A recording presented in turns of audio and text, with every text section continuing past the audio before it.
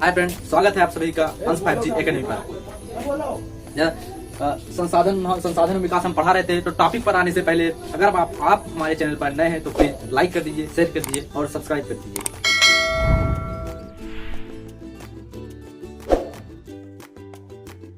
जैसा कि कल हमने संसाधनों का वर्गीकरण तक पढ़ा दिया था आप सभी को, आज हमें पढ़ना है संसाधनों का विकास। संसाधन प्रकृति का निःशुल्क उपहार है, लेकिन मानव उसका अंधाधुंध दुरुपयोग कर रहा है, जिससे कई समस्याएं उत्पन्न हो रही हैं। कुछ व्यक्ति विशेष के लालच और संसाधनों का ह्रास हो रहा है। जैसा कि बजट सत्र में हमारे संसद भवन में 1 करोड़ का बजट पास हुआ किसी काम के लिए, लेकिन वो जिसके लिए आवंटित किया गया उस तक पहुंचते वहां से 1 करोड़ से यहाँ पर 100 रुपए बन जाते हैं। तो क्या बीच में कुछ लालची लोगों के द्वारा संसाधनों का ह्रास कर दिया गया। इससे हमारे जो योजनाएं होती हैं उससे बहुत प्रभाव पड़ता है, वो गड़बड़ हो जाती हैं।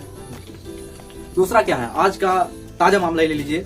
जैसा कि मार्केट में 1 किलो आलू का दाम लगभग 50 रुपए है, लेकिन कहीं कहीं छापे पड़ते हैं तो पता चलता है कि कोल्ड स्टोरेज में उसे छुपा कर रखा गया है। तो क्या हो रहा है, ये संसाधनों का ह्रास ही हो रहा है। और दूसरा हमारा है, ये हमारा पहला पॉइंट था। दूसरा, संसाधनों का असमान वितरण। इसका उदाहरण हमारे नेताजी हैं, जिससे कि किसी सड़क के बनाने के लिए टेंडर 1 करोड़ का पास हुआ, कमीशन लेते लेते नेताजी को कमीशन, अधिकारी को कमीशन देते उस सड़क का बजट 1 करोड़ में जो बनना था 1 लाख में बन रहा है। तो उससे क्या हो रहा है, हमारी सड़कें जाहिर सी बात है जर्जर बनेगी, कमजोर बनेगी। तो सड़कें भी संसाधन से सड़क कमजोर बनेगी तो हमारे संसाधन समझ लीजिए कमजोर हो गए। तीसरा है संसाधनों का अत्यधिक दोहन।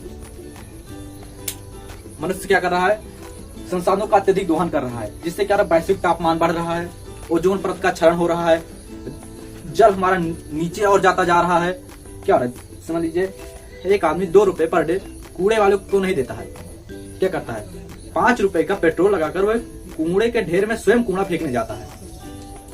क्या हुआ, यहाँ पर संसाधनों का ह्रास हो रहा है। पेट्रोल डीजल क्या हो रहे हैं, हमारे संसाधन है और संसाधन को ह्रास कर रहा है, जिससे क्या हो रहा है, धुआं बन रहा है। उसके साथ साथ 2 प्रदूषण फैल रहे हैं। पहला हमारा फैल रहा है ध्वनि प्रदूषण,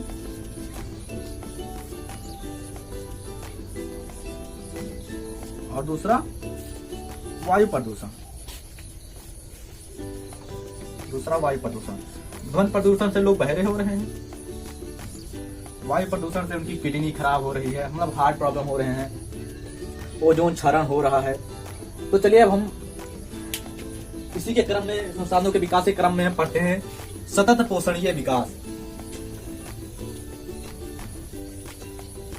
सतत पोषणीय विकास होते क्या है, ऐसे संसाधन जो हमारे पर्यावरण को नुकसान ना करें। सतत पोषणीय विकास प्रायः सतत पोषणीय विकास का अर्थ होता है कि ऐसे संसाधन जो हमारे पर्यावरण को नुकसान नहीं करते। लेकिन ये अपने आप में परिपूर्ण डिफिनीशन नहीं है।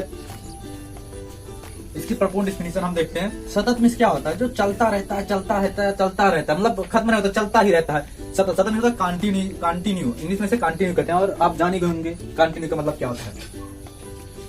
मतलब सतत पोषणीय विकास ऐसे संसाधन होते हैं जो हमें फायदा देने के साथ साथ हमारे आने वाली पीढ़ी को भी फायदा देते हैं। मतलब एक पीढ़ी से दूसरे पीढ़ी में जाते हैं और हमें फायदा देते रहते हैं।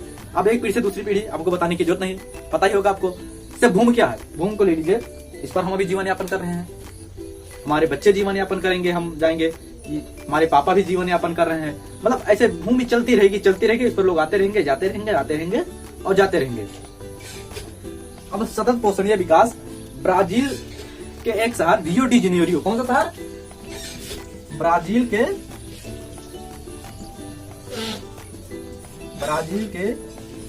रियो डी जेनेरियो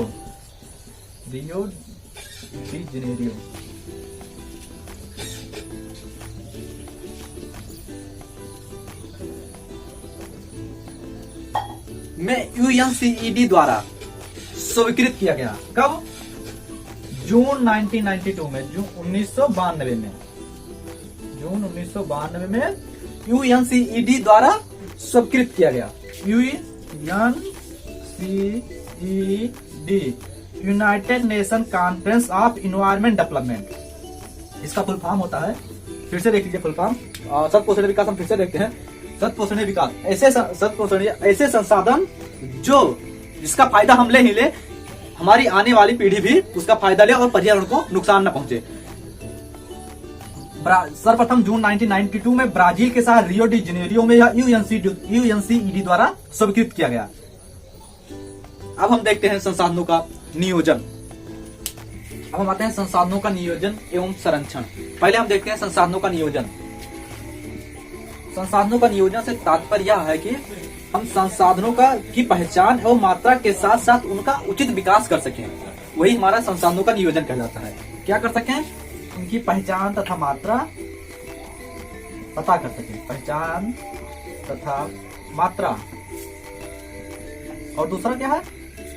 उचित विकास। रटने की कोई जरूरत नहीं है, उचित विकास। पहले क्या? संसाधनों की हम पहचान कर सकें तथा उनका उचित विकास कर सकें, यही हमारा संसाधन नियोजन है। संसाधन नियोजन के बाद हम आते हैं उसका संरक्षण। विकास के क्रम में सामाजिक, आर्थिक एवं पर्यावरणीय समस्याएं उत्पन्न न हो, इसलिए हमें संसाधनों का संरक्षण करना पड़ रहा है। संसाधनों के संरक्षण के बारे में वर्ष 1987 में ब्रंटलैंड कमीशन रिपोर्ट आई थी। उन्होंने संसाधनों के संरक्षण के आवश्यकता को व्यापक रूप से बताया गया है और उन्होंने उचित जो है सतत अवधारणा को उन्होंने उचित ठहराया है। कब आई थी? कौन सी कमीशन आई थी? Brundtland commission report. इसके बारे में आई थी, संसाधनों के संरक्षण के बारे में आई थी। कब आई थी?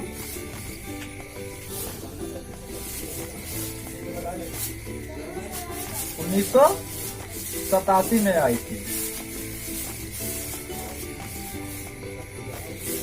और संसाधनों के संरक्षण के बारे में गांधी जी का भी एक मत है। उन्होंने कहा था कि हमारे पास लोगों की आवश्यकताओं की पूर्ति करने के लिए बहुत कुछ है, लेकिन उनके लालच की संतुष्टि के लिए कुछ भी नहीं है। अर्थात हमें लोगों के पेट भरने के लिए बहुत कुछ है, पेटी भरने के लिए नहीं। ये किसका कथन था? गांधी जी का। और ये इम्पोर्टेंट भी है, क्योंकि आ जाता है एग्जाम में कि बताइए लोगों को पेट भरने के लिए हमारे पास बहुत कुछ है, लेकिन पेटी भरने के लिए ये किसका कथन है? या फिर ऐसा आ जाता है कि संसाधन संरक्षण के बारे में गांधी जी का क्या मत था। तो क्या मत था? फिर से हम देखते हैं कि हमारे पास लोगों की आवश्यकताओं की पूर्ति करने के लिए बहुत कुछ है, लेकिन उनकी लालच की संतुष्टि के लिए कुछ भी नहीं। और दूसरा मतलब वही वाला डिफिनेशन का दूसरा होता है कि लोगों के पेट भरने के लिए हमारे पास बहुत कुछ है, लेकिन पेटी भरने के लिए नहीं। ये गांधी जी का मत था। इसके बाद हम आते हैं भू संसाधन पर। भू संसाधन होते क्या है? भू संसाधन प्रकृति का एक निःशुल्क उपहार है, जिस पर मानव तथा अन्य जीव अपना जीवन यापन कर रहे हैं तथा मनुष्य अपनी आर्थिक क्रियाएं भी कर रहा है। इसे हम भू संसाधन कहते हैं। एक बार फिर से हम देखते हैं। भू संसाधन एक प्रकृति निःशुल्क उपहार है, जिस पर मनुष्य क्या कर रहा है? जीवन यापन कर रहा है। जीवन यापन। अब आपको क्या रखना? जीवन यापन याद रखना है और आर्थिक क्रियाएं याद रखना है। आर्थिक क्रियाएं, बस आपको डिफिनेशन आ गई। और निःशुल्क उपहार, निःशुल्क उपहार। बस केवल ये 3 चीजें आपको याद करनी है, आपको डिफिनेशन आ गई। क्या है? भू संसाधन एक प्रकृति का निःशुल्क उपहार है, जिस पर जीवन यापन कर रहा है। कौन कर रहा है? मनुष्य कर रहा है। कौन? मनुष्य। जीवन यापन। भू संसाधन प्रकृति का निःशुल्क उपहार है, जिस पर मनुष्य अपना जीवन यापन कर रहा है तथा अपनी आर्थिक क्रियाएं भी कर रहा है। भारत में 43% घूम मैदान क्षेत्र है। मैदान क्षेत्र है। अच्छा, भारत का कुल क्षेत्रफल है 32,87,263 वर्ग किलोमीटर। ये भारत का क्या है? कुल क्षेत्रफल है, जिसमें से 43% मैदान है जो कृषि योग्य है, जिस पर क्या होती है? खेती होती है, जो कृषि योग्य भूमि है। कृषि योग्य भूमि 43%। 27% पठार है। क्या? 27% पठार है। अब पठार बहुत से जीवाश्म, ईंधन, खनिज तथा वनों का अपार भंडार है। किस पर? पठार पर। और पठार का एरिया कितना है? 27%। और 30% पर्वत है। 30% क्या है? पर्वत है। पर्वत पर क्या होगा? 12 नदियों का प्रवाह रहता है। कहां पर? पर्वतों पर।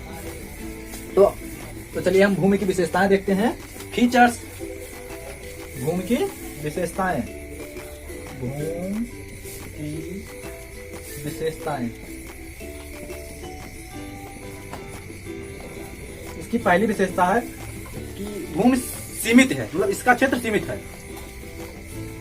भाई ना तो हम भूमि को बढ़ा सकते हैं, ना भूमि को हम घटा सकते हैं। इसका एक रूप से दूसरे रूप में परिवर्तन भले ही कर सकें। जैसे यहाँ पर पहाड़ है तो उसे खोद कर हम गड्ढा कर दें, बस हम इतना ही कर सकते हैं। पहला क्या? सीमित क्षेत्र। सीमित क्षेत्र। दूसरा क्या है? प्रकृति का निःशुल्क उपहार है। इसे प्रकृति, मानव कुछ देना नहीं पड़ा भूमि के एवज में कि प्रकृति को कुछ दिया उन्होंने। हाँ, प्रकृति ने हमें निःशुल्क दिया है। तो दूसरा पॉइंट हमारा क्या हो जाएगा? ये प्रकृति का निःशुल्क उपहार। प्रकृति का निःशुल्क उपहार। प्रकृति का निःशुल्क उपहार।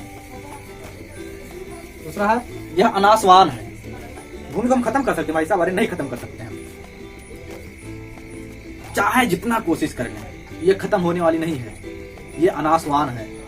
यहां से मिट्टी खोद कर वहां पाट दीजिए, वहां से खोद कर यहां पाट दीजिए, लेकिन भूमि ही रहेगी।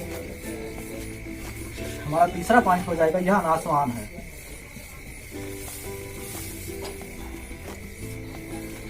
तीसरा है, चौथा अचल अथवा गतिहीन। भूमि चलती नहीं है और ना इसका इंपोर्ट एक्सपोर्ट किया जाता है कि चलती है। भूमि जहां है वहीं रहेगी, बस हम लोग चलते इधर उधर करते रहते हैं। ये क्या है? अचल है। अचल अथवा गतिहीन।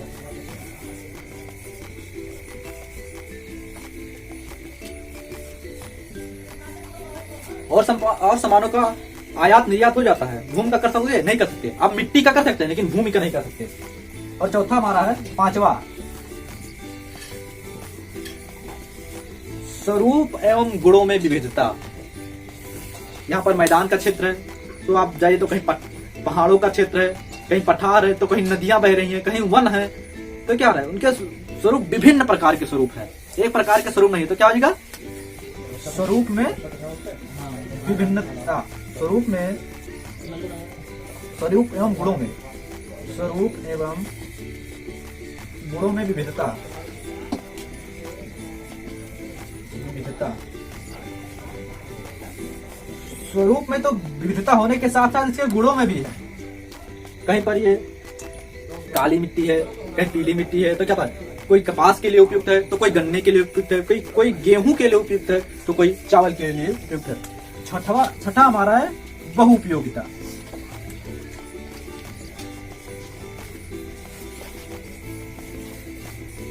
एक ही भूमि का हम बहुत से प्रकार यूज कर सकते हैं। हम चाहे तो इस पर सरसों की खेती करें, चाहे तो इस पर हम कोई माल वगैरह बना दें, चाहे तो मार्केट बसा दें, चाहे तो गेहूं की खेती करें, मतलब कुछ भी करिए, मतलब हम जो चाहे कर सकते हैं। यानी कि ये इसकी उपयोगिता बहुत प्रकार से हो सकती है। तो आज के लिए बस इतना ही। अगर हमारा टॉपिक अगर आपको समझ में आया हो तो प्लीज लाइक कर दीजिए, शेयर कर दीजिए और सब्सक्राइब कर दीजिए।